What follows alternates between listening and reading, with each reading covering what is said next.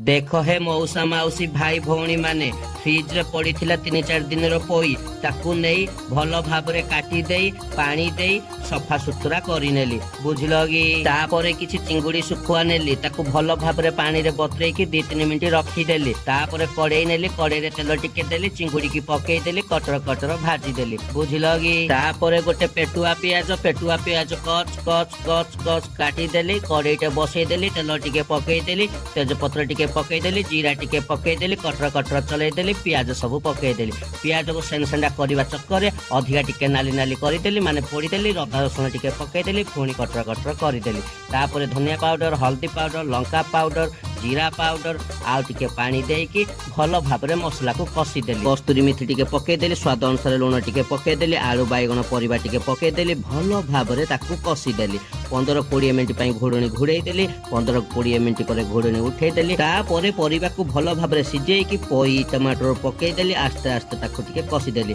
गोटे ग्राइंडर रे 2 चामच सोरिष गोटे जीरा रसुण लंका पकई पेस्ट करी देली तापर तो परिबा ऊपर पकई की भल भाव एपट सेपट करी देली तापर तो चिंगुड़ी सब पकई देली कसी देली तापर टिके झुलझुलिया करबी बोली पानी टिके देई देली किछि समय पर खटखट खटखट हे की फुटिला धनिया पत्र पकई देली रेडी हे गला म सुखुआ चिंगुड़ी पोई दिया घांट ता संगे गरम भात लंका पियाज माछ चिंगुड़ी पोई घांट काढ़ी दियो आहुरा फुटा बम।